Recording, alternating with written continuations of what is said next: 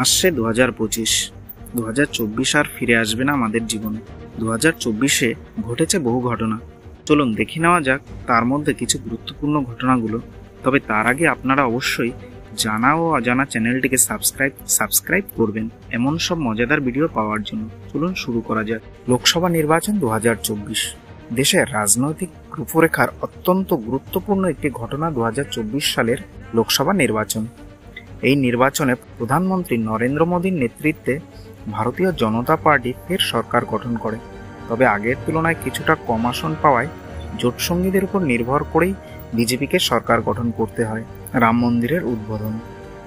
অযোধ্যায় বহু প্রতীক্ষিত ও ঐতিহাসিক রাম মন্দির উদ্বোধন হয়েছে এই 2024 সালেই।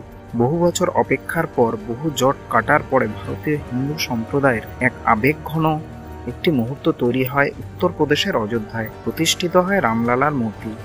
এলাহি পুজো পাঠের মাধ্যমে গমগম করে ওঠে গোটা এলাকা। সেই উপলক্ষে দেশ জুড়ে ভক্তদের মধ্যে উৎসবমুখর পরিবেশ সৃষ্টি হয়। অনন্ত আম্বানির বিয়ে। 2024 সালে অন্যতম আলোচিত সামাজিক অনুষ্ঠান হলো রিলায়েন্স গ্রুপের কর্ণধার মুকেশ আম্বানির ছোট ছেলে অনন্ত আম্বানির বিয়ে। কারণ এটি কোনো সাধারণ বিয়ে ছিল না। এই বিয়ে উপলক্ষে যেন গোটা মুম্বাই নগরীর চেহারাই বদলে যায়। রিহানা থেকে শুরু করে মমতা বন্দ্যোপাধ্যায়, দেশ বিদেশের বিশিষ্ট ব্যক্তি ও তারকারা এই রাজকীয় আয়োজনের হাজির হয়েছিলেন। চন্দ্রযান 3 এর সফল উৎক্ষেপণ। 2024 সালে চন্দ্রযান 3 উৎক্ষেপণ করে একটি নতুন মাইলফলক ছুঁয়েছে ইসরো। এর আগে চন্দ্র অভিযান ব্যর্থ হওয়ার পরে এই বছরের প্রচেষ্টা নিয়ে মানুষের উন্মাদনা ছিল তুঙ্গে। এই অভিযানের মূল লক্ষ্যই ছিল চাঁদের অন্ধকারাচ্ছন্ন অঞ্চল নিয়ে গবেষণা। এটি বিশ্বের দরবারে ভারতের মহাকাশ গবেষণাকে অনন্য এক উচ্চতায় পৌঁছে দিয়েছে।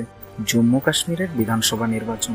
370 ধারা বিলোপের পর 2024 সালে জম্মু কাশ্মীরে প্রথমবারের মতো বিধানসভা নির্বাচন অনুষ্ঠিত হয়। জম্মু কাশ্মীরের যখন রাজ্যের মর্যাদা ছিল, সেখানে শেষবার ভোট হয়েছিল 2014 সালে। বিশেষ সাংবিধানিক রক্ষাকবচ 370 ধারা 2019 সালে তুলে নেওয়ার পর আর বিধানসভা নির্বাচন হয়নি সেখানে।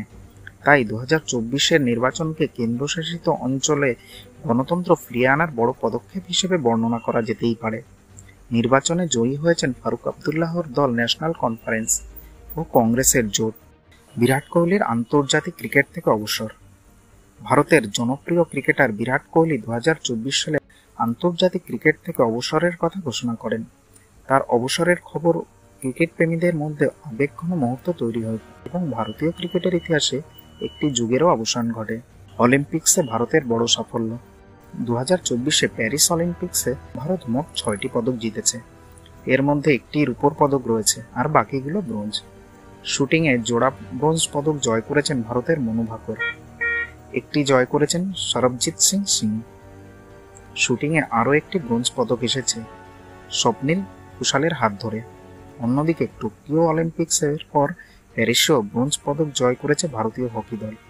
এরপর জ্যাভলিন থ্রোয়ে রূপোর পদক জয় করেছেন ভারতের অ্যাথলেটিক্স নীরজ চোপড়া। আর অবশেষে কুস্তিতে ব্রোঞ্জ পদক জিতেছেন আমন শেহরাওয়াত। অসমের ভয়াবহ বন্যা। 2024 সালের বর্ষার সময় অসমে ভয়াবহ বন্যা পরিস্থিতির সৃষ্টি হয়। ব্রহ্মপুত্র নদীর জল বিপদসীমার উপর দিয়ে প্রবাহিত হয়ে বহু এলাকায় প্লাবিত হয়। কয়েক লক্ষ মানুষ ঘরছাড়া হন। প্রাণ গিয়েছে প্রায় 100 জনের উপরে। জোরদার উদ্ধার কাজ এবং সরকারি ত্রাণের পরে পরিস্থিতি খানিকটা ফিরলেও এই বন্যা কৃষি, যোগাযোগ ব্যবস্থা এবং জীবনের ব্যাপক প্রভাব ফেলে। মণিপুরের সাম্প্রদায়িক হিংসা। 2024 সালে মণিপুরে জাতিগত সংঘাত ও হিংসার ঘটনা দেশব্যাপী একটি আলোড়ন সৃষ্টি করে। কুকি ও মেইতেই সম্প্রদায়ের মধ্যে দীর্ঘদিনের উত্তেজনা নতুন করে ভয়াবহ রূপ নেয়। সংঘর্ষে বহু মানুষের প্রাণহানি হয় এবং হাজার হাজার মানুষ গৃহহীন হয়ে পড়ে। কেন্দ্র ও রাজ্য সরকারের পরিস্থিতি নিয়ন্ত্রণে আনতে কঠোর পদক্ষেপ গ্রহণ করতে হয়। দিল্লির বায়ু দূষণ। 2024 সালের শেষে শীতকালে দিল্লির বায়ু দূষণ রেকর্ড মাত্রায় পৌঁছায়।